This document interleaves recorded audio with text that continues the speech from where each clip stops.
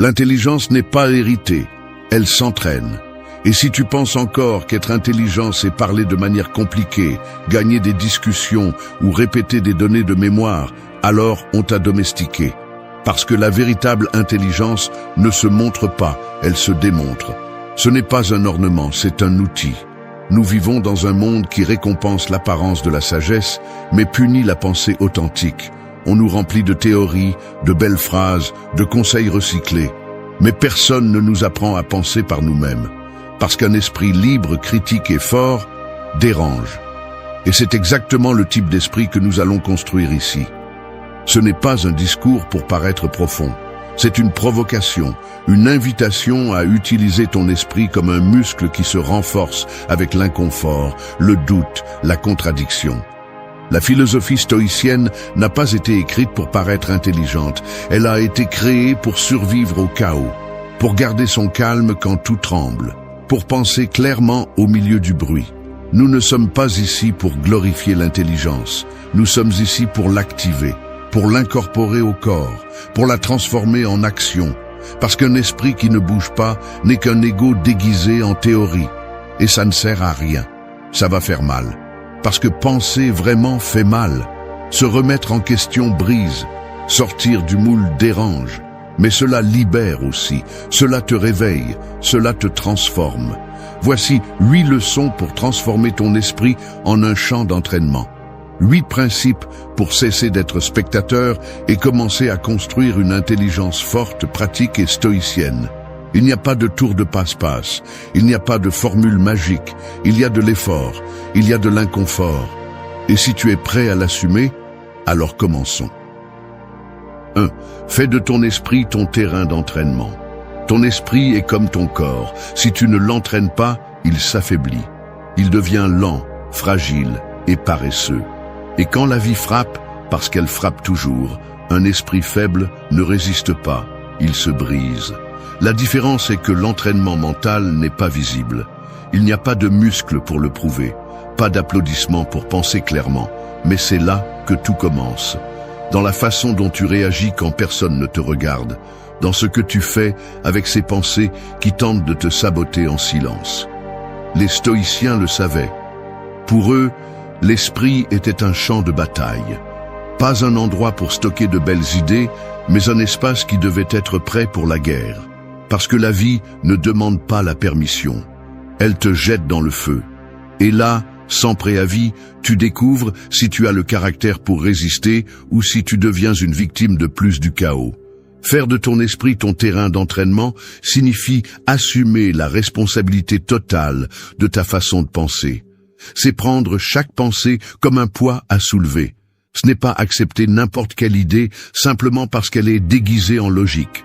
Cela signifie remettre en question ce que tu as appris, briser les croyances héritées, observer tes schémas mentaux avec une brutalité honnête.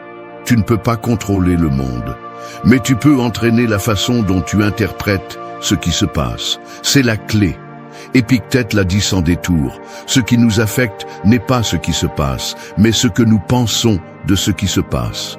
Cette idée, si tu la comprends vraiment, change ta vie. Parce qu'elle te libère, parce qu'elle fait de toi quelqu'un qui ne réagit pas par impulsion, mais qui répond avec stratégie. Quelqu'un qui utilise la raison comme bouclier et comme épée.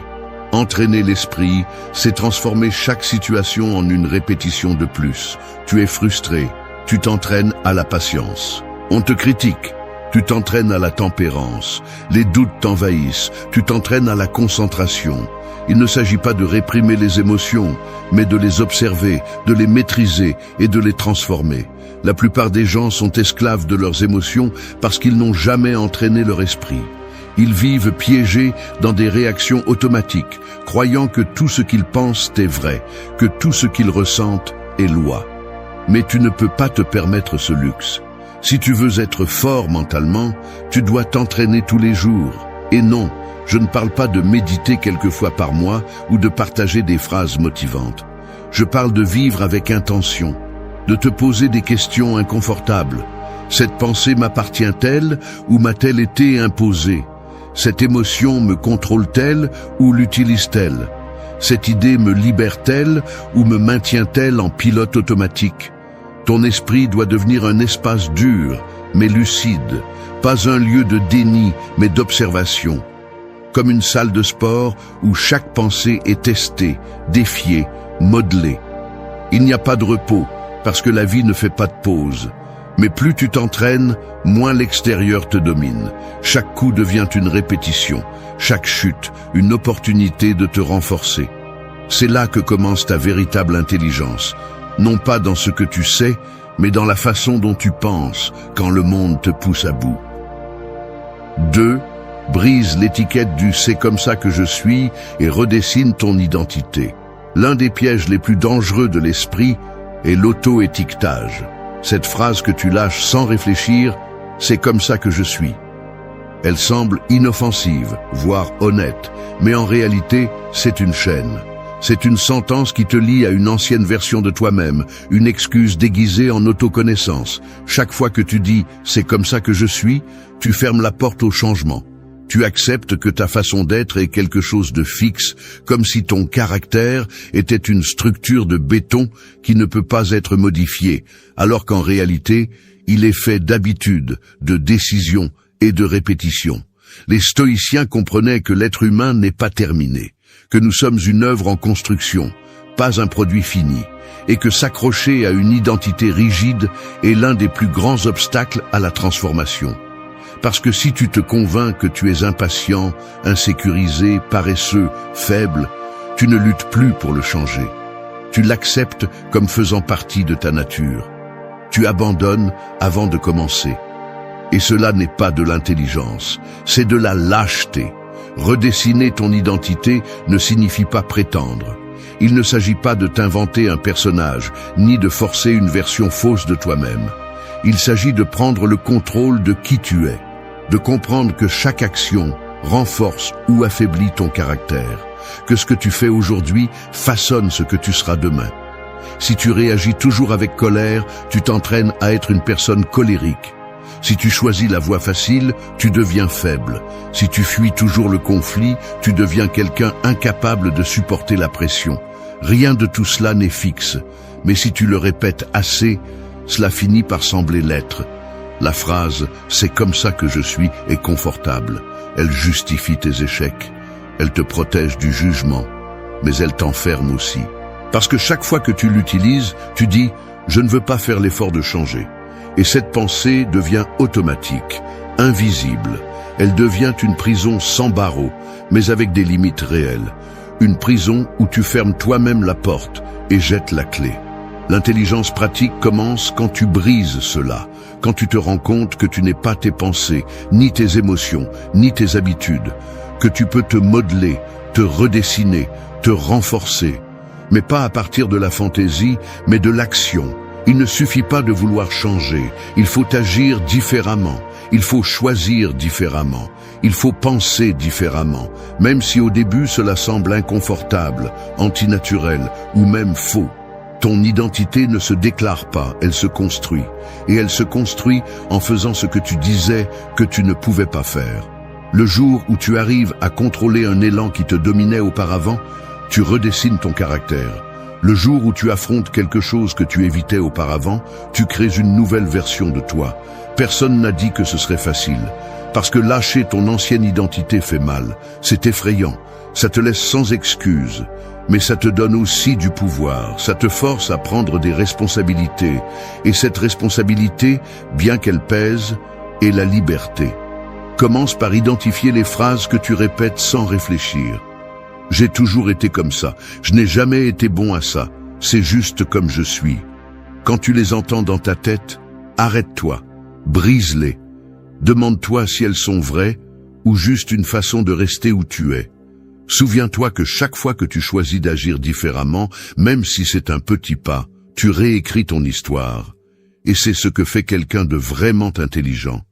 Ne pas défendre ce qu'il a été, mais construire intentionnellement ce qu'il veut être. 3. Ne pas avaler les idées, les mâcher. Nous vivons à l'ère de l'information rapide. Tout est à un clic, à un scroll, à une vidéo de 30 secondes. Opinion, phrases inspirantes, théories, conseils, ce que vous voulez. Et cela peut sembler un avantage, mais en réalité c'est un piège déguisé en abondance. Parce qu'aujourd'hui, la plupart des gens ne pensent pas, ils répètent, ils n'analysent pas, ils copient, ils ne comprennent pas, ils imitent, ils avalent des idées sans les digérer, remplissant leur tête de contenu vide qui ne transforme rien. Un esprit intelligent n'est pas celui qui stocke le plus de données, mais celui qui a le discernement pour remettre en question ce qu'il reçoit. Parce que penser n'est pas consommer de l'information. Penser, c'est la traiter, la mettre à l'épreuve, la confronter à la réalité. Si vous absorbez seulement des idées et les répétez comme si elles étaient des vérités absolues, vous n'apprenez pas, vous obéissez. Et un esprit obéissant, aussi cultivé qu'il puisse paraître, reste un esprit faible. Mâcher une idée, c'est être mal à l'aise avec elle. C'est ne pas rester en surface. C'est se demander: cela a-t-il un sens ou est-ce que cela sonne juste bien? Est-ce que je comprends ou est-ce que je répète simplement parce que quelqu'un que j'admire l'a dit? Est-ce que cela s'applique à ma vie ou est-ce une phrase vide qui me fait me sentir intelligent pendant 2 secondes puis que j'oublie? La philosophie stoïcienne ne consiste pas à collectionner des phrases profondes pour les publier sur les réseaux sociaux. Il s'agit de mettre ces idées en pratique dans la vie réelle, dans le corps, dans le conflit, dans l'erreur. Une idée n'a de valeur que si elle peut résister à l'épreuve de l'action. Et pour cela, vous devez la mâcher. Vous devez l'observer sous différents angles. Vous devez la contredire, la briser, la reconstruire. Vous devez penser calmement et avec passion. Parce que si vous ne passez pas par ce processus, l'idée ne vous transforme pas. Elle vous décore seulement. Et une idée qui décore mais ne change rien, c'est de l'ego pur. Le stoïcisme est clair à ce sujet. Il ne sert à rien de mémoriser les textes de Marc Aurèle si vous ne pouvez pas les appliquer lorsque vous êtes sur le point d'exploser de rage. Il ne sert à rien de citer Sénèque si vous ne pouvez pas maintenir votre tempérance au milieu du chaos. La sagesse n'est pas ce que vous savez, c'est ce que vous faites avec ce que vous savez. C'est pourquoi, si vous voulez être plus intelligent, commencez par changer votre relation avec les idées. Ne les avalez pas, mâchez-les, posez des questions, soyez ennuyeux, soyez inconfortable, ne prenez rien pour acquis simplement parce que cela semble logique ou populaire. Pensez par vous-même, pas pour l'approbation, pas pour l'apparence, pas pour l'imitation, par conviction. Parce que si vous n'êtes pas capable de briser une idée et de la reconstruire à partir de votre expérience, vous ne l'avez pas comprise. Vous l'avez simplement copiée. Et voici le point le plus important. Penser fatigue. Ça fait mal. Ça use. C'est pourquoi si peu de gens le font vraiment. Parce que mâcher une idée nécessite de l'énergie. Cela nécessite de s'arrêter, d'entrer en conflit avec soi-même, d'accepter que peut-être vous croyez depuis des années quelque chose qui n'a plus de sens. Mais cette usure vaut chaque seconde, parce que c'est ce qui sépare ceux qui répètent ce qu'ils entendent de ceux qui construisent leur propre jugement.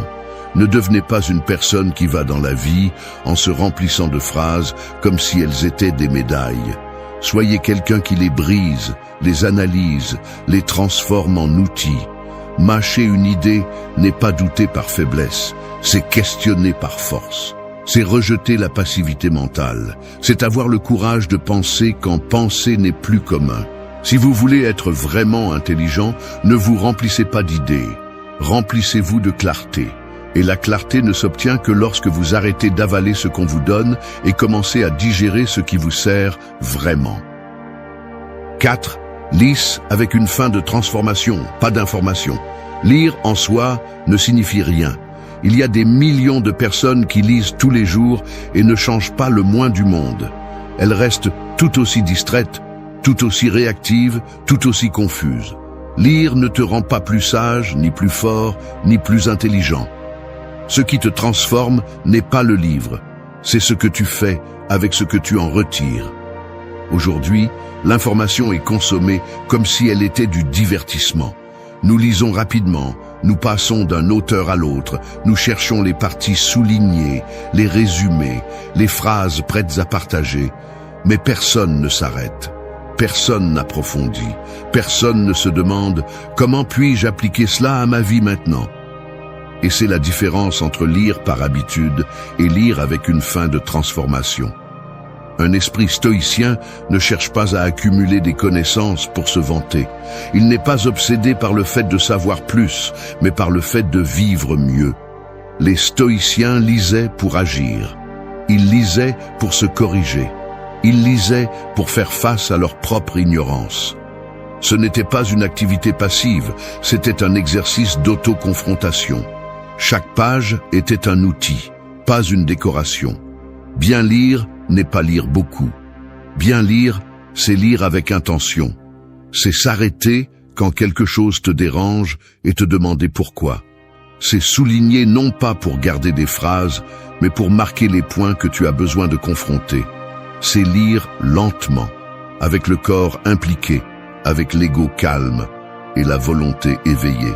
Tu ne lis pas pour combler des vides, tu lis pour allumer un feu, pour secouer l'esprit, pour te défier.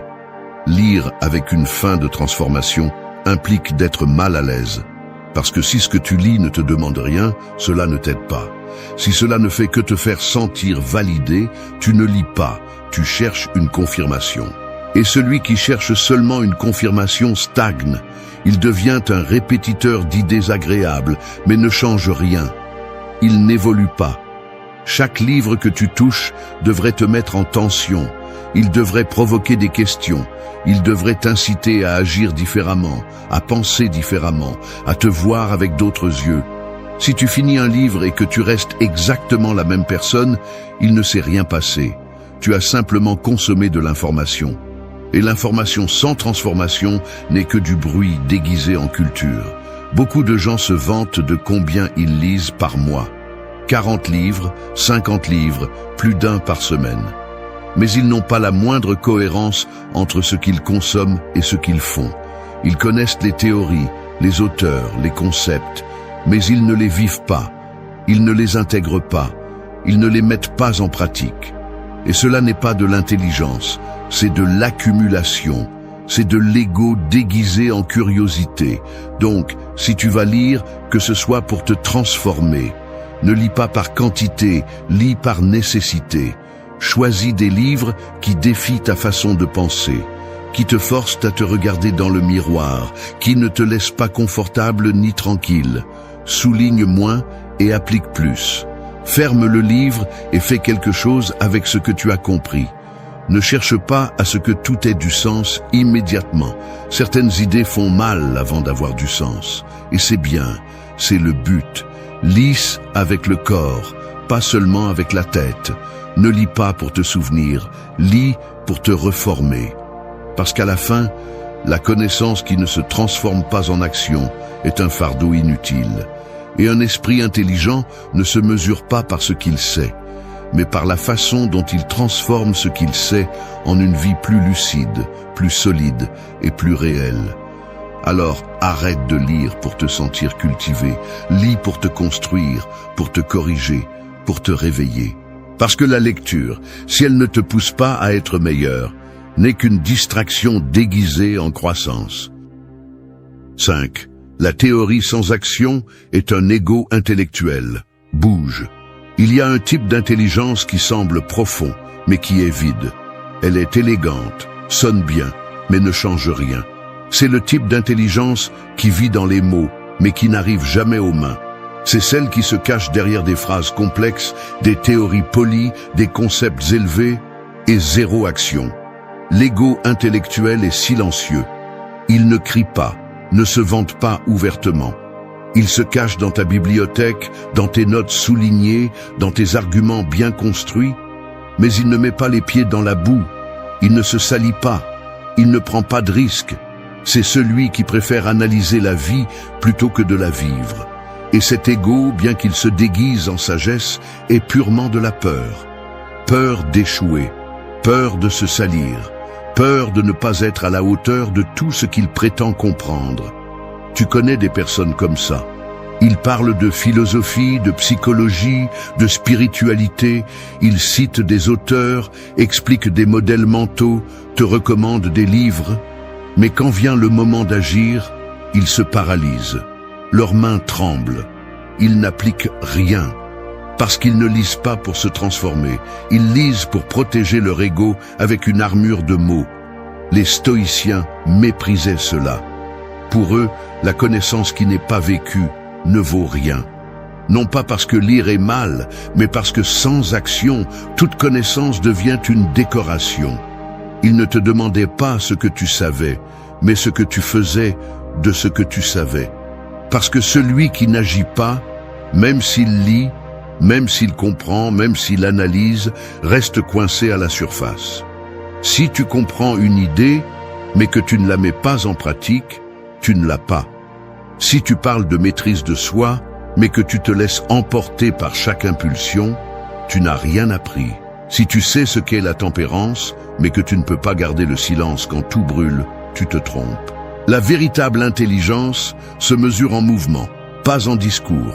Et ce mouvement doit faire un peu mal. Parce que sortir de la théorie et entrer dans la pratique est toujours inconfortable. Appliquer une idée implique de t'exposer. Cela implique de te tester. Cela implique que tu peux échouer et cela frappe l'ego. C'est pourquoi tant de gens restent à analyser. Parce que penser sans agir est sûr, confortable, mais stérile. Cela ne transforme rien. Cela ne construit pas de caractère. Cela ne façonne pas la volonté. Cela ne fait qu'alimenter une image mentale de sagesse qui se dissipe dès que le premier conflit réel apparaît. Bouge, même si tu n'as pas tout clair. Même si tu as l'impression de ne pas être prêt, même si tu ne sais pas si tu vas le faire parfaitement. L'important n'est pas d'avoir la théorie complète. L'important est d'avoir le courage de faire le premier pas. La pratique est l'endroit où se révèle ce que tu as vraiment compris. C'est là que l'on voit si ce que tu lis te transforme ou te divertit simplement. L'action n'est pas l'impulsivité. Il ne s'agit pas de bouger pour bouger. Il s'agit de prendre ce que tu sais et de le mettre en jeu, de tester une idée dans la chaleur du moment, d'utiliser un outil mental juste quand tu en as le plus besoin, de transformer la sagesse en muscle, en décision, en véritable changement. Tu n'as pas besoin de tout comprendre pour commencer. Tu as besoin de commencer pour vraiment comprendre. La clarté vient en chemin, pas avant. Et chaque fois que tu agis avec intention, tu brises l'ego intellectuel et tu construis une intelligence vivante, une intelligence qui sert, qui pèse, qui a un impact. Alors arrête de te cacher derrière tes connaissances. Arrête d'accumuler des théories comme si elles étaient des trophées et bouge. Parce que si tu ne peux pas l'appliquer, tu ne le comprends pas. Et si tu ne le comprends pas, il vaut mieux que tu gardes le silence et que tu commences à agir. 6. Ose penser avec ceux qui te dérangent. Les idées sont comme des épées. Elles sont belles accrochées au mur, mais elles ne sont testées qu'au combat. Et il n'y a pas de meilleure façon de les aiguiser qu'en les confrontant à d'autres. Penser seulement avec ceux qui sont d'accord avec toi, c'est comme s'entraîner avec une épée en bois. Confortable, sûr, inutile. Si tu veux vraiment renforcer ton esprit, tu dois exposer tes pensées au feu. Et ce feu vient de l'inconfort. Il vient du débat, du conflit, du contraste avec ce que tu n'attends pas ou ne partages pas. La plupart des gens préfèrent vivre dans leur bulle idéologique. Ils ne parlent qu'avec ceux qui pensent comme eux.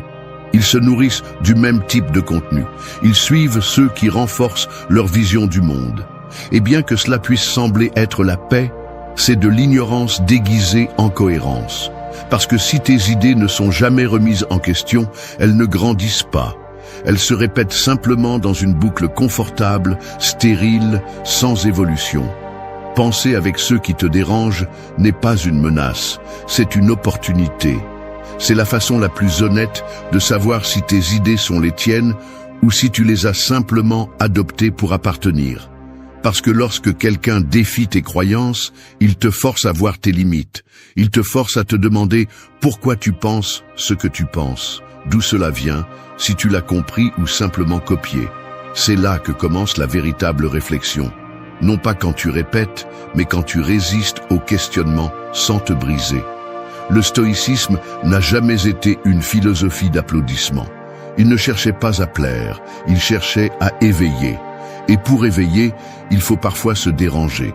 Les stoïciens entraînaient leur caractère dans la contradiction, dans la diversité de la pensée, dans la tension entre ce qu'ils voulaient croire et ce qu'ils devaient affronter. Ils n'étaient pas fragiles face à la différence. Ils étaient curieux. Ils ouvraient la porte au désaccord comme partie de leur croissance. Mais aujourd'hui, chaque fois que quelqu'un entend une opinion différente, il le prend comme une attaque personnelle, comme si penser différemment était un manque de respect. C'est le signe d'un esprit faible, celui qui ne peut pas écouter sans exploser, sans se sentir offensé, sans se fermer. Si tu veux être mentalement fort, tu dois apprendre à écouter sans peur, à débattre sans crier, à soutenir tes idées sans les transformer en religion. T'exposer à d'autres formes de pensée ne signifie pas que tu vas changer d'opinion sur tout. Cela signifie que tu es prêt à comprendre. Et comprendre n'est pas céder. C'est avoir le courage de considérer, même si tu n'es pas d'accord. C'est aiguiser ta logique, renforcer tes valeurs, ou même, si nécessaire, démolir une vieille idée qui ne sert plus. Penser avec ceux qui te dérangent te force à avoir de la clarté. Il te force à grandir. Ne cherche pas toujours le dernier mot, cherche la meilleure question. N'entoure pas seulement de gens qui t'applaudissent. Entoure-toi de ceux qui te défient, qui te sortent du moule, qui te dérangent, juste assez pour briser tes certitudes. Parce que c'est là, juste là, dans ce frottement inconfortable, dans ce désaccord inconfortable, que naît la pensée qui compte. Pas celle qui orne, mais celle qui transforme. La véritable intelligence ne vit pas dans l'écho, elle vit dans le contraste, dans la tension, dans l'inconfort choisi.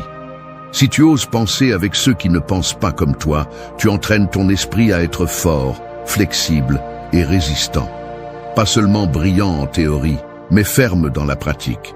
Alors, sors de ta zone de confort intellectuel, cherche la friction, remercie celui qui pense différemment. Parce que si tes idées ne survivent pas au dialogue, alors elles n'ont jamais été les tiennes. Et si ton esprit ne peut pas supporter l'inconfort, il n'est pas entraîné. Il est seulement orné. 7. Forge ton corps pour soutenir un esprit inébranlable. Ton corps est l'armure de ton esprit. Peu importe à quel point ta pensée est affûtée, si le contenant qui la soutient se brise au premier coup. Tu peux lire tous les livres du monde, méditer pendant des heures ou répéter des phrases de sagesse millénaire. Mais si ton corps abandonne facilement, tôt ou tard, ton esprit le fera aussi.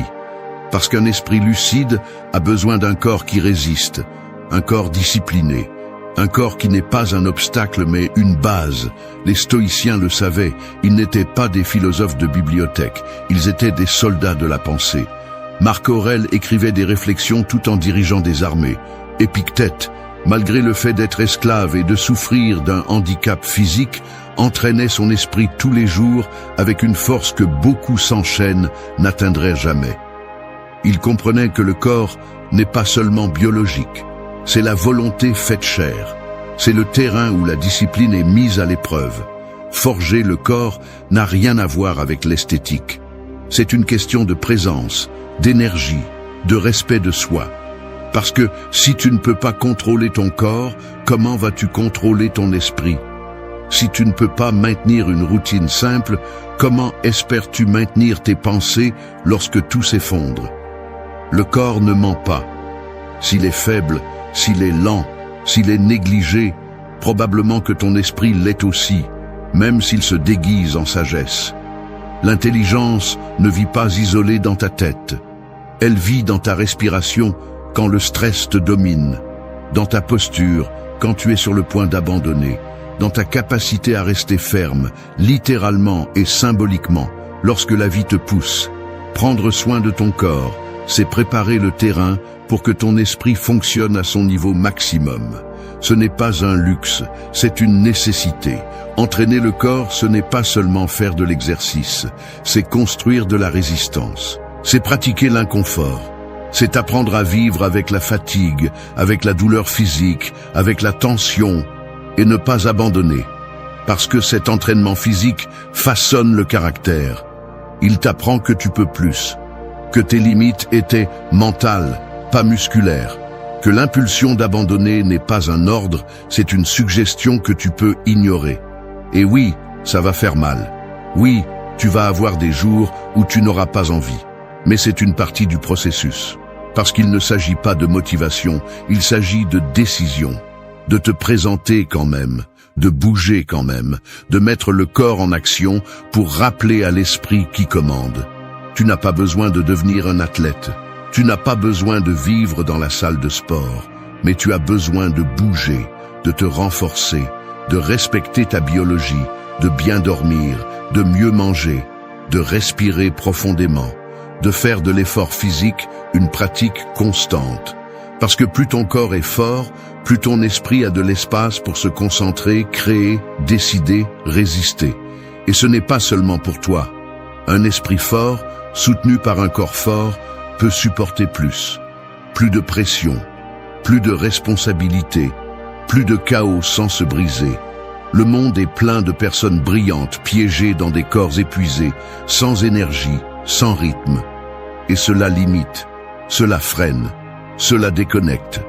Forger ton corps, c'est envoyer un message, je suis prêt.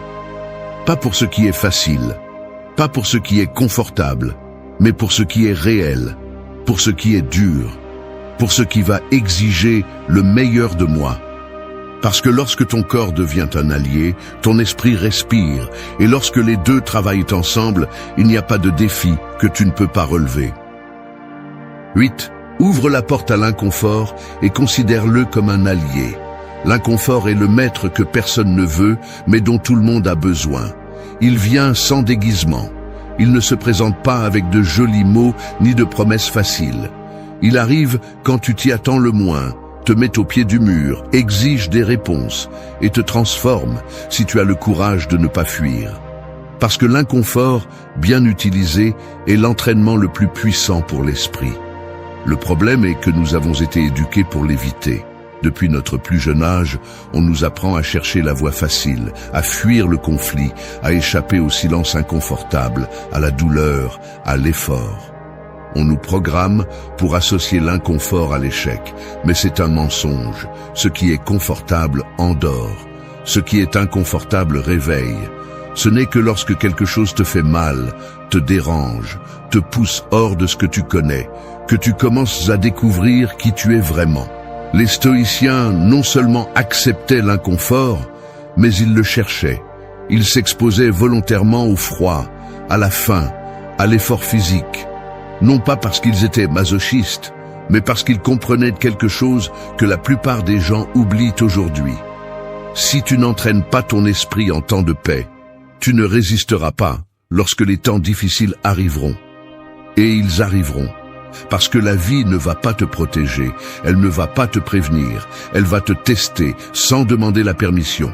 C'est pourquoi ouvrir la porte à l'inconfort n'est pas se rendre à la douleur. C'est l'inviter comme partie du processus.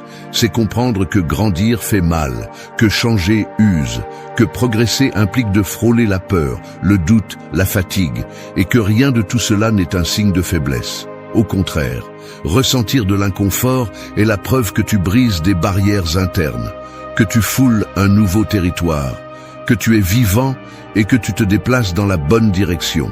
L'inconfort te démasque. Quand tu es mal à l'aise, tu ne peux pas prétendre, tu ne peux pas faire semblant, il ne reste que ce que tu es vraiment.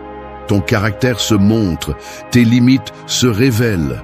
Et si tu as assez de courage, tu peux utiliser ce moment pour te sculpter une nouvelle version, plus résistante, plus éveillée, plus libre. Arrête d'éviter ce qui est difficile. Parle quand cela te coûte. Écoute quand cela te dérange. Lève-toi tôt quand ton corps demande du repos. Entraîne-toi quand tu n'en as pas envie. Fais ce que tu sais qui te fait du bien, même quand tu le détestes. Parce que c'est le point exact où tu grandis. Ce n'est pas romantique, ce n'est pas facile, ce n'est pas immédiat. Mais c'est réel. Et ce qui est réel transforme. Ne confonds pas le confort avec la paix. Souvent, ce que tu appelles être calme n'est qu'une stagnation déguisée. Une pause qui ne te guérit pas, mais qui t'engourdit. Et quand tu t'habitues trop au confort, le moindre choc se ressent comme un tremblement de terre. Mais si tu fais de l'inconfort un allié, plus rien ne te surprend. Plus rien ne te brise aussi facilement. Tu deviens quelqu'un qui ne dépend pas de son environnement pour rester stable. Et c'est de l'intelligence à l'état pur, une stabilité intérieure au milieu du chaos extérieur. Chaque fois que tu choisis consciemment la difficulté, tu gagnes en force. Tu affines ta pensée. Tu entraînes ton esprit à ne pas abandonner. Et plus tu le fais, plus cela devient naturel. Parce que l'inconfort, lorsqu'il est pratiqué, cesse d'être une menace et devient un outil. Alors, ne ferme pas la porte quand tu ressens de l'inconfort. Ouvre-la, regarde-le en face, ressens-le sans drame, remercie-le pour le message qu'il apporte, parce que derrière chaque inconfort se cache une version plus forte de toi que tu ne connais pas encore. Et si tu as le courage de le traverser, tu la trouveras. Merci d'être resté jusqu'à la fin de la vidéo. Si vous avez tout vu, commentez « Je suis stoïcien » comme notre signe secret, indiquant que vous êtes un véritable apprenant du stoïcisme. N'oubliez pas de vous abonner et de liker la vidéo si elle vous a plu. Rendez-vous dans la prochaine vidéo et rappelez-vous, continuez à cultiver votre esprit stoïque. Il y a des gens qui semblent défier le temps. Ils ont 40, 50, voire 60 ans. Et pourtant, ils dégagent quelque chose qui ne peut pas être expliqué par une crème anti-âge ou une bonne routine d'exercice. Il y a une lumière dans leurs yeux, une force dans leur présence, une énergie qui ne correspond tout simplement pas à l'âge indiqué sur leurs documents. Nous ne parlons pas de chirurgie, ni de filtre, ni de génétique privilégiée. Nous parlons de quelque chose de plus profond. Et non, ce n'est pas une fantaisie, ni un cliché d'auto-assistance. C'est une réalité que beaucoup ne veulent pas voir, car admettre que votre mode de vie vous vieillit est plus inconfortable que de blâmer la biologie. Mais la vérité est la suivante. Vieillir à l'extérieur est inévitable, mais vieillir à l'intérieur est un choix. Il y a ceux qui sont déjà en train de mourir à 20 ans, et il y a ceux qui brûlent encore de passion à 50 ans. Cette vidéo n'est pas pour vous dire ce que vous savez déjà, c'est pour vous secouer, pour vous montrer que la vraie jeunesse ne se trouve pas dans un miroir, mais dans la façon dont vous pensez, ressentez et affrontez le monde. Nous allons parler de 8 leçons qui n'ont rien à voir avec des suppléments ou des routines de gym, et tout à voir avec la façon dont vous vivez votre vie. Des leçons qui ont leurs racines dans la philosophie stoïcienne, mais que vous pouvez appliquer dès aujourd'hui, dans le quotidien, dans le réel. Parce que si l'âme s'éteint, le corps la suit. Mais si l'âme s'allume, il n'y a pas de ride qui puisse éteindre cette lumière. Voulez-vous vraiment rester jeune ? Alors faites attention, mais avec les oreilles du cœur, pas avec la superficialité avec laquelle nous vivons aujourd'hui. Parce que ce que vous allez entendre n'est pas doux, c'est nécessaire. Un que danse avec le changement ne lui résiste pas. Le temps est comme une rivière qui ne cesse jamais de bouger. Tu peux construire un barrage et essayer de l'arrêter, mais finalement l'eau débordera et emportera tout. Ou tu peux apprendre à nager dans son courant en allant avec lui, pas contre lui. Il y a ceux qui vieillissent parce qu'ils passent toute leur vie à lutter contre l'inévitable, le changement. Ils s'accrochent, résistent, se tendent, et cette rigidité interne les brise. Changer n'est pas une option, c'est une obligation de l'existence. Tout change, le corps change, les relations changent. Ce que tu as aujourd'hui peut disparaître demain. Et si ton identité est liée à des choses que tu ne contrôles pas, alors tu vis dans une prison déguisée en stabilité.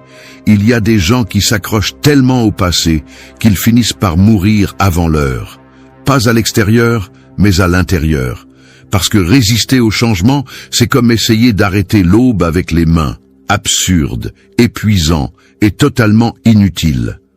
Le stoïcisme t'enseigne quelque chose que personne d'autre n'ose te dire. Ne contrôle pas ce que tu ne peux pas contrôler. Ne perds pas ton énergie à essayer d'éviter ce qui va se passer de toute façon. Apprends à lâcher prise avant que la vie ne t'arrache brutalement les choses.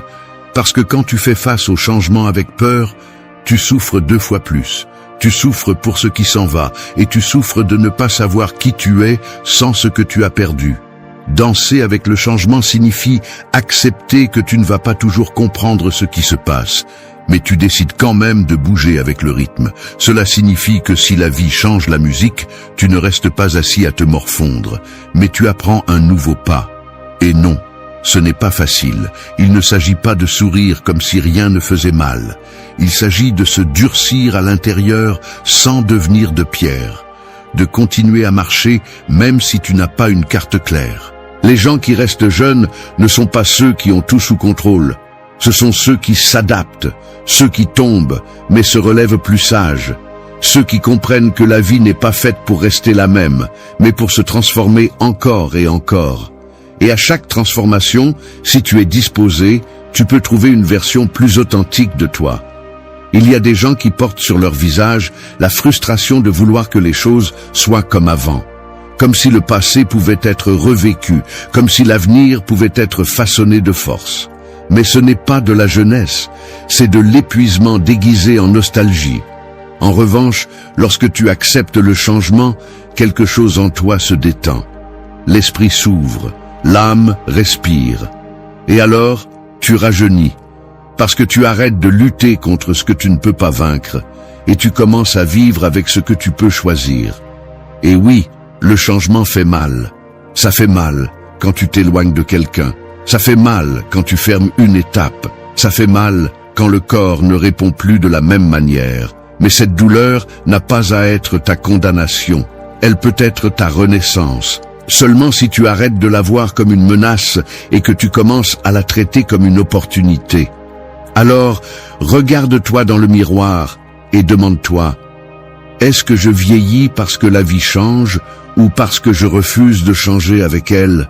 La réponse à cette question ne définit pas seulement comment tu te sens, elle définit aussi comment tu te vois. 2. Maîtrise la tempête intérieure. Pense à un volcan. De l'extérieur, il peut ressembler à une montagne calme, solide, inoffensive. Mais à l'intérieur, la pression s'accumule. Gaz, feu, lave bouillante. Si personne ne le contient, il explose et détruit tout. C'est ainsi que fonctionne ton monde intérieur. Tu peux montrer du calme, sourire, continuer avec la routine. Mais si tu n'apprends pas à gérer ce qui se passe en toi, un jour ça va exploser. Et les dégâts, tôt ou tard, se voient sur ton visage, sur ton corps, dans ta vie. Beaucoup de personnes vieillissent, non pas à cause des années, mais à cause de la pression émotionnelle qu'elles portent en elles. Ce sont des prisons ambulantes. Elles portent en elles des peurs accumulées, des frustrations non digérées, des culpabilités enfouies et des émotions qu'elles n'ont jamais osé affronter. Et tu sais ce qui est le pire. Elles pensent que cela ne se voit pas. Mais ça se voit. Ça se voit dans les yeux éteints, ça se voit dans les épaules tombantes, ça se voit dans ce regard fatigué qui n'a plus fin de vie. Le véritable ennemi n'est pas à l'extérieur. Ce n'est pas le patron qui te met la pression. Ce n'est pas le partenaire qui t'ignore. Ce n'est pas le trafic, l'économie, ni l'horloge. L'ennemi vit à l'intérieur. C'est la façon dont tu réagis à tout cela. C'est cette voix qui te dit que tu ne peux pas. Cette impulsion qui te fait crier avant de penser, cette blessure que tu n'as jamais voulu soigner, ce manque de contrôle sur ton monde intérieur est ce qui te fait perdre des années de vie, même si tu continues à respirer. La véritable jeunesse n'est pas une peau sans rides, c'est une âme sans charge inutile. Et pour cela, tu as besoin de maîtriser ta tempête intérieure. Tu as besoin de force mentale. Non pas pour devenir insensible, mais pour avoir le courage de regarder à l'intérieur et de dire « Cela ne me contrôle pas, cela ne me définit pas. Je choisis comment répondre. » Le stoïcisme ne te demande pas d'arrêter de ressentir. Ce serait ridicule. Ce qu'il te demande, c'est de ne pas t'agenouiller devant chaque émotion. Que tu ne vives pas en étant l'esclave de ce que tu penses ou ressens. Que tu ne réagisses pas comme un animal chaque fois que quelque chose te dérange. Il s'agit d'observer, de respirer, de décider. Ça semble simple, ce ne l'est pas, mais c'est ce qui te libère. Tu veux rester jeune? Alors commence à lâcher le ressentiment que tu portes depuis des années. Arrête de ruminer des conversations qui sont déjà passées. Arrête de construire des châteaux d'anxiété dans ta tête pour des choses qui ne se sont pas encore produites. Chaque pensée négative que tu nourris est une goutte de poison qui s'infiltre dans ton système. Chaque émotion non gérée est une pierre de plus dans le sac à dos que tu portes tous les jours. Et marcher avec tant de poids, c'est ce qui te brise. Les gens qui paraissent jeunes ont quelque chose en commun, une légèreté intérieure. Non pas parce que tout dans leur vie va bien, mais parce qu'ils ne se traînent pas avec ce qu'ils ne peuvent pas changer. Ils ont appris à lâcher prise. Ils ont appris à respirer au milieu de la tempête. Ils ont appris à ne pas donner de pouvoir à chaque émotion passagère. Alors, regarde-toi avec honnêteté. Combien d'énergie perds-tu chaque jour parce que tu ne sais pas apaiser ton intérieur? Combien de ta jeunesse s'en va non pas à cause du temps qui passe, mais à cause de la tension émotionnelle que tu portes? Maîtriser ta tempête intérieure n'est pas une option, c'est une urgence. Parce que si tu n'apprends pas à le faire, tu vivras en explosant de l'intérieur, tout en vieillissant de l'extérieur. 3. Garde vivante l'étincelle de l'émerveillement. Imagine une bougie allumée au milieu de l'obscurité. Petite, mais puissante. Elle donne de la chaleur, de la lumière, elle donne vie à l'environnement. Maintenant, imagine que peu à peu, l'air autour d'elle devient dense, lourd, pollué par la routine, par la fatigue, par l'apathie. La flamme ne s'éteint pas d'un coup. Elle commence simplement à trembler, à se réduire, jusqu'à disparaître. C'est ainsi que l'émerveillement meurt chez beaucoup de personnes. Pas en un instant, mais lentement, sans qu'ils s'en rendent compte, pendant que leur âme s'éteint. Il y a des personnes qui vieillissent parce qu'elles ont cessé de s'émerveiller. Tout leur semble répété, prévisible, ennuyeux.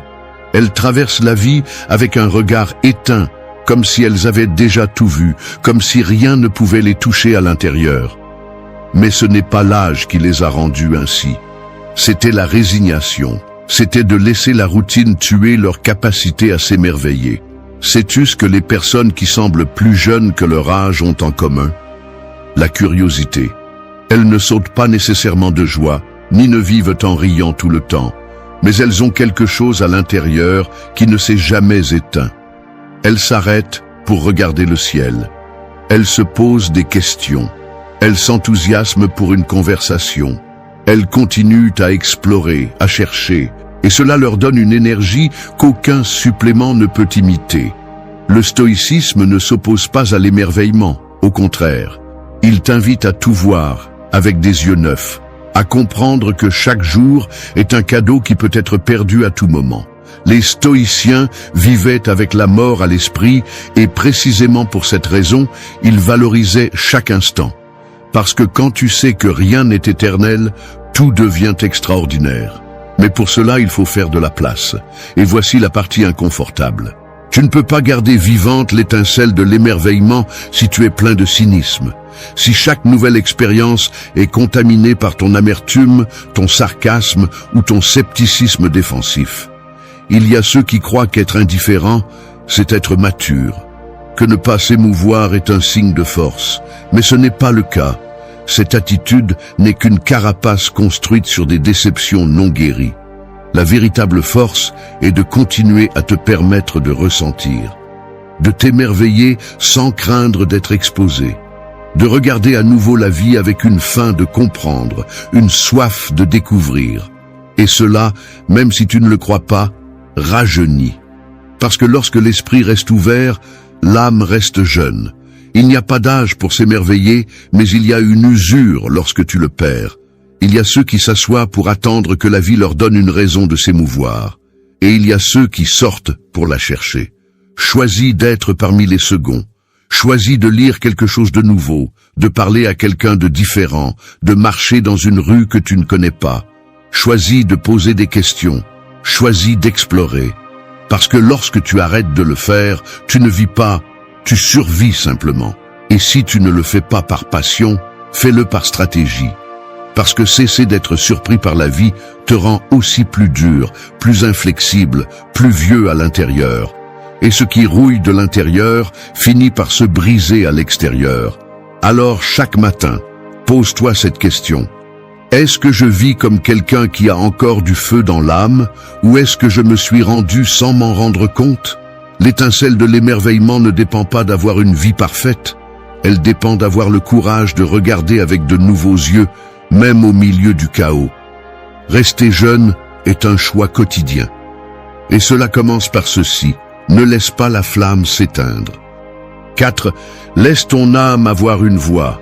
Imagine un instrument de musique parfaitement accordé, enfermé dans une boîte. Personne ne le joue, personne ne l'écoute. Jour après jour, son bois se dessèche, ses cordes s'oxydent, son son s'éteint sans avoir été joué. C'est ainsi que beaucoup de gens vivent, avec l'âme enfermée, silencieuse, réduite au silence par la peur, par l'habitude, par le besoin de s'intégrer. Et cela, bien que cela ne soit pas visible à première vue, les vieillit de l'intérieur. Ton âme a une voix. Je ne parle pas de quelque chose de mystique ou d'une idée poétique. Je parle de cette partie de toi qui sait ce que tu aimes, ce qui te motive, ce qui compte vraiment pour toi. Cette partie qui te murmure quand tu fais quelque chose qui va à l'encontre de ce que tu es. Cette voix intérieure que beaucoup finissent par ignorer pendant des années, jusqu'à ce qu'un jour, ils ne l'entendent plus. Et que se passe-t-il lorsque cette voix s'éteint? Tu deviens une fausse version de toi-même. Un masque. Une personne qui fait ce qu'on attend d'elle, qui dit ce que son entourage veut entendre, qui agit pour plaire, pour s'intégrer, pour ne pas déranger. Et cette usure, bien que tu ne la remarques pas au début, te brise, elle te vide, elle te dessèche. Il y a des gens qui paraissent vieux, non pas à cause de leur peau, mais à cause du manque d'authenticité dans leur regard, parce qu'ils ont passé tellement de temps à cacher ce qu'ils pensent ou ressentent vraiment, que leur âme a cessé de se battre pour sortir. Et vivre sans âme n'est pas vivre. C'est jouer un rôle, c'est interpréter un personnage, c'est mourir lentement pendant que les autres applaudissent ta performance. Le stoïcisme ne concerne pas seulement la résistance à la douleur ou le contrôle des émotions. Il s'agit aussi d'intégrité, de vivre en cohérence avec ce que tu es, d'agir selon tes principes et non selon l'approbation des autres. Marc Aurèle l'avait bien compris. Ce qui compte, ce n'est pas ce qu'on dit de toi, mais si tu peux vivre avec toi-même quand tu es silencieux.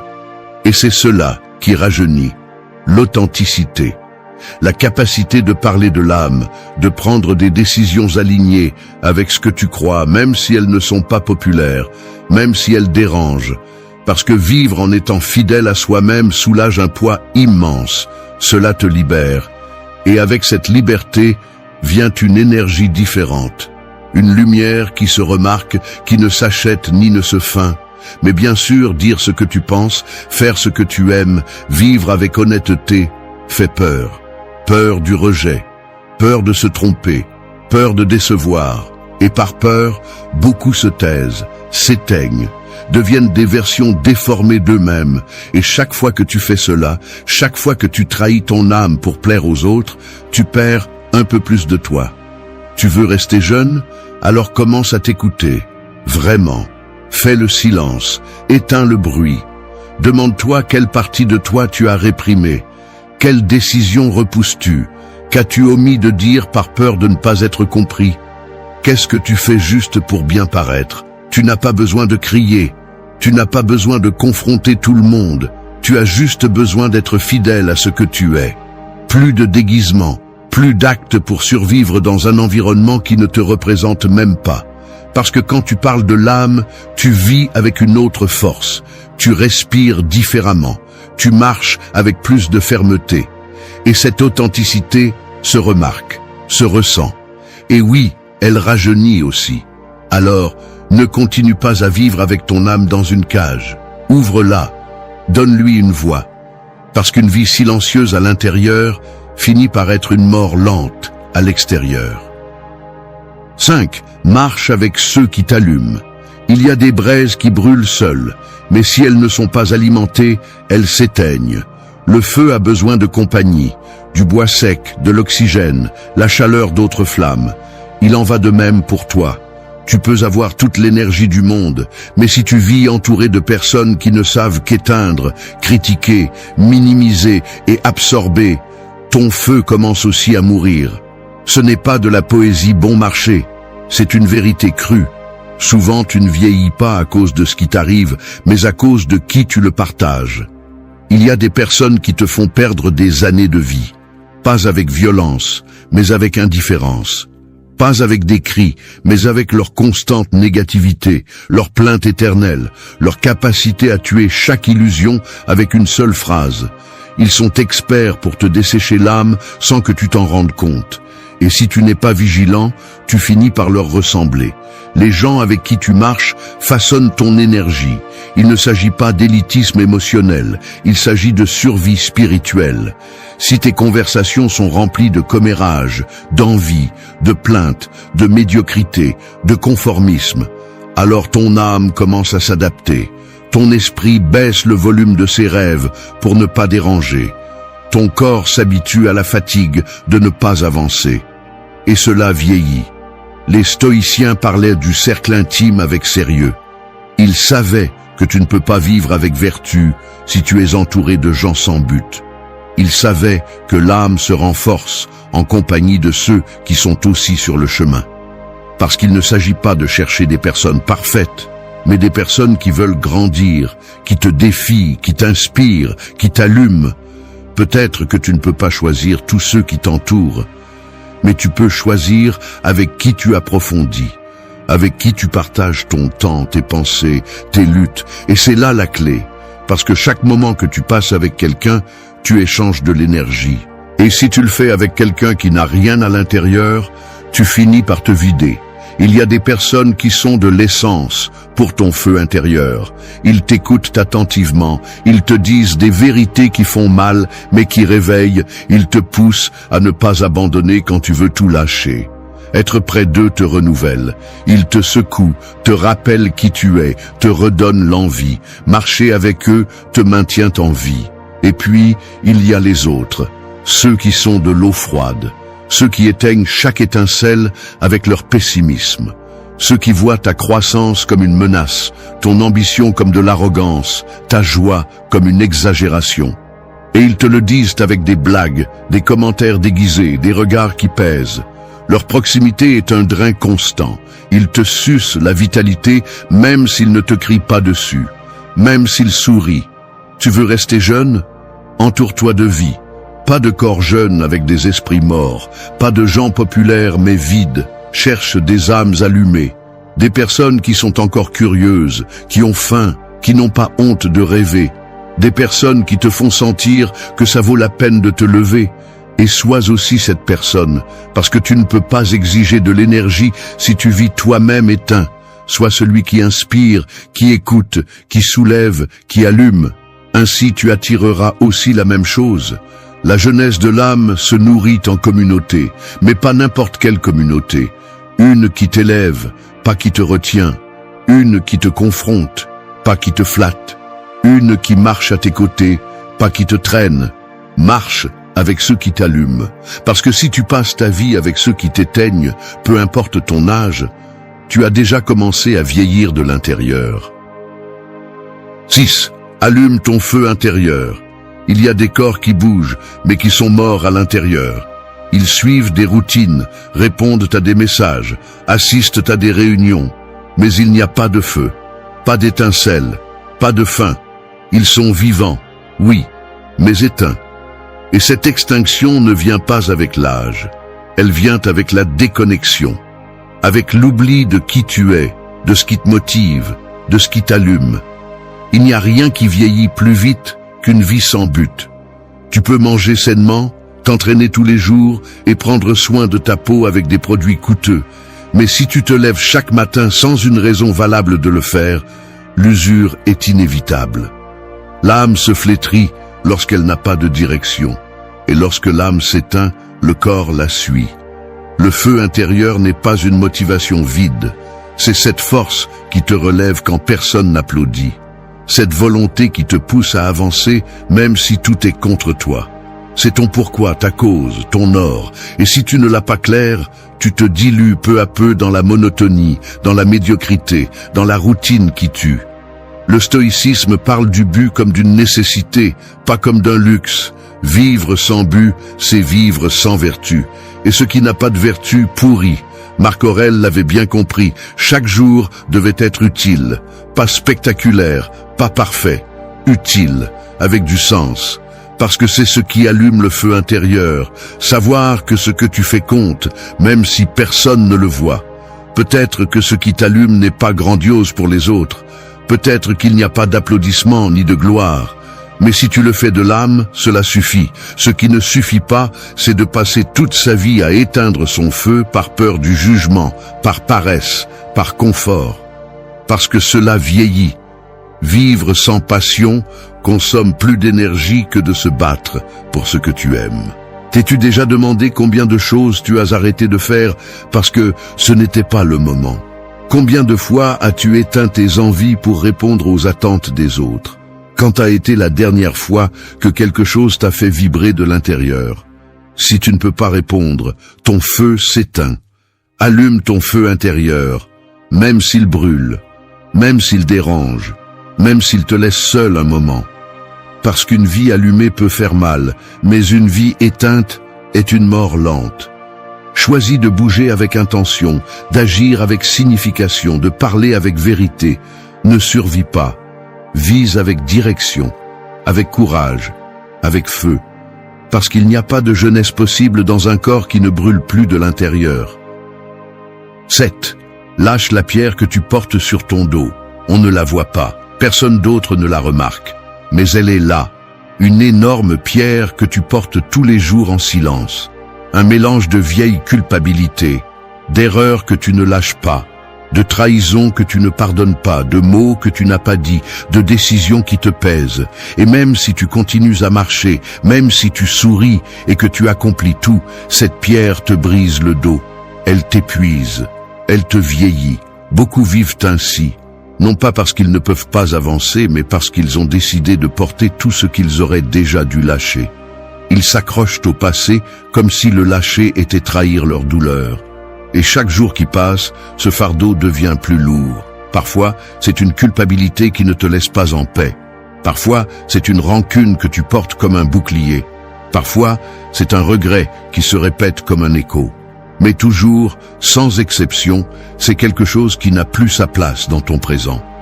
Le problème est que personne ne t'apprend à lâcher. On t'apprend à endurer, à résister, à avaler à sec, à faire comme si de rien n'était. Et ainsi, sans t'en rendre compte, tu deviens une version plus lente, plus rigide, plus fatiguée de toi-même. Ce n'est pas le corps qui est vieux, c'est l'âme, déformée par des années de poids émotionnels maltraités. Les stoïciens savaient qu'il n'y a pas de liberté sans détachement, que tu ne peux pas être maître de ta vie si tu es enchaîné à ce qui a déjà été. Lâcher n'est pas oublier, ce n'est pas justifier, ce n'est pas faire comme si ça n'avait jamais fait mal. Lâcher, c'est reconnaître que ce qui s'est passé n'a plus de pouvoir sur qui tu es aujourd'hui, à moins que tu continues à le lui donner. Demande-toi ceci avec une brutalité honnête. Qu'est-ce que tu portes qui ne te sert plus? Quelle douleur ravives-tu tous les jours par habitude? Quelle personne du passé détermine encore comment tu vis le présent? À quelle erreur t'accroches-tu comme si c'était ta condamnation?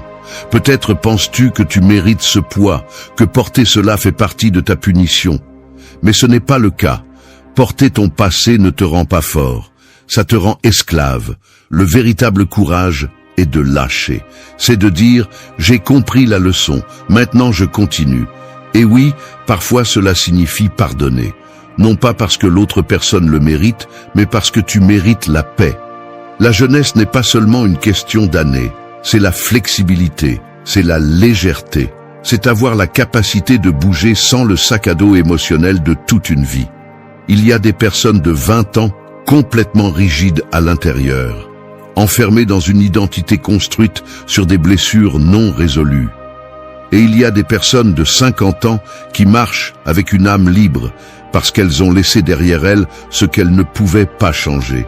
Lâcher n'est pas abandonner, c'est comprendre que tu ne peux pas avancer si tu regardes constamment en arrière. C'est avoir le courage d'ouvrir la main et de laisser tomber cette pierre qui t'a tant coûté. Parce que ce qui t'a coûté ne te sert pas nécessairement. Alors, prends tes responsabilités. Ne te victimise pas. Ne trouve pas d'excuses. La pierre est là. parce que tu continues à la porter. Et aujourd'hui, maintenant, tu peux décider de la lâcher. Personne d'autre ne le fera pour toi, parce que tant que tu ne le fais pas, peu importe combien tu prends soin de toi, combien tu t'efforces, combien tu avances, tu porteras toujours le poids de ce que tu as été. Et cela, inévitablement, te brisera. Lâche la pierre, non pas parce que c'est facile, mais parce que continuer à la porter te tue en silence. 8. Parle-toi comme tu parlerais à la personne que tu aimes le plus. Si quelqu'un que tu aimes traversait une mauvaise passe, que lui dirais-tu? Lui crierais-tu qu'il est inutile? Lui rappellerais-tu toutes ses erreurs? Lui répéterais-tu chaque jour qu'il ne vaut rien, qu'il ne sera jamais assez bon, qu'il ne mérite rien? Tu ne le ferais pas, parce que tu sais que ce n'est pas de l'amour, c'est une punition. Et pourtant, beaucoup se parlent à eux-mêmes ainsi, tous les jours. La voix la plus destructrice que tu entendras dans ta vie ne viendra pas de l'extérieur, elle viendra de l'intérieur. Cette voix qui critique chaque pas, qui se moque de tes tentatives, qui minimise tes réalisations. Cette voix qui ne pardonne pas, qui te compare aux autres, qui te répète que tu n'es pas assez bon. Et cette voix ne vieillit pas le corps, elle vieillit quelque chose de plus profond. La relation que tu as avec toi-même. Il y a ceux qui semblent forts, mais qui se détruisent de l'intérieur à chaque échec. Ils ne se permettent pas une erreur. Ils ne se reconnaissent pas une victoire. Ils vivent comme des ennemis d'eux-mêmes. Et cela laisse des traces. Pas seulement dans l'âme, mais aussi sur le visage, dans la posture, dans l'éclat des yeux. Aucun corps ne peut supporter de vivre sous un assaut constant. Le stoïcisme parle de l'importance du dialogue intérieur. Non pas pour adoucir la réalité, mais pour la rendre gérable, pour t'accompagner avec fermeté, non avec cruauté. Être stoïcien n'est pas être froid ou punitif. C'est être discipliné et compatissant en même temps. C'est exiger le meilleur de toi, mais sans te transformer en ton propre bourreau. Personne ne va prendre soin de toi comme toi. Personne ne te comprendra mieux que toi. Personne ne sera avec toi à chaque chute comme toi-même. Alors, pourquoi te parles-tu comme si tu étais ton pire ennemi? D'où vient cette habitude de te détruire de l'intérieur chaque fois que les choses ne vont pas bien? Peut-être as-tu grandi en écoutant des critiques, peut-être as-tu été éduqué avec dureté, peut-être t'es-tu habitué à penser que te maltraiter est la seule façon de t'améliorer. Mais c'est faux, tu n'as pas besoin de te détruire pour grandir, tu as besoin de t'exiger avec amour. Tu as besoin d'être ferme avec tes erreurs, mais aussi de reconnaître tes progrès. Tu as besoin de devenir le genre de personne que tu aimerais avoir à tes côtés dans les moments difficiles. Bien te parler n'est pas une faiblesse, c'est de la survie. Parce que personne ne vieillit plus vite que celui qui est en guerre avec lui-même. L'âme se rétrécit, l'énergie s'éteint, la volonté se brise. Et le plus dangereux, c'est que tout cela se passe en silence. Personne ne le voit, mais toi, tu le sens. Si aujourd'hui tu as du mal à te regarder dans le miroir avec respect, commence par changer la façon dont tu te parles. Ne dis pas ce que tu ne dirais pas à la personne que tu aimes le plus. Ne répète pas des insultes qui te font sombrer. Ne te force pas à porter la culpabilité de toute une vie. Commence à t'accompagner, pas à te détruire. Commence à être quelqu'un en qui tu peux avoir confiance. Parce que le véritable rajeunissement commence là, quand tu cesses d'être ta propre punition et que tu deviens ton propre guide, pas avec des mots vides, avec honnêteté, avec courage, avec affection, exactement comme tu traiterais quelqu'un que tu aimes profondément. Si tu cherches à rester jeune, fort, allumé, tu dois d'abord être un lieu sûr pour toi. Parce que peu importe combien les autres t'aiment, si tu ne te respectes pas, si tu ne t'accompagnes pas, si tu ne t'écoutes pas, alors il y aura toujours une partie de toi qui continuera à se flétrir. Parle-toi bien, parle-toi avec vérité, parle-toi avec amour. Parce que personne ne peut fleurir s'il vit sur un terrain hostile. Et toi, tu es le premier terrain sur lequel tu dois grandir. Merci d'être resté jusqu'à la fin de la vidéo. Si vous avez tout vu, commentez « Je suis stoïcien » comme notre signe secret, indiquant que vous êtes un véritable apprenant du stoïcisme. N'oubliez pas de vous abonner et de liker la vidéo si elle vous a plu. Rendez-vous dans la prochaine vidéo et rappelez-vous, continuez à cultiver votre esprit stoïque. Si vous avez aimé la vidéo, abonnez-vous à Stoïcavi. Chaque jour, un nouveau sujet et une nouvelle pensée pour vous accompagner. Votre soutien nous fait avancer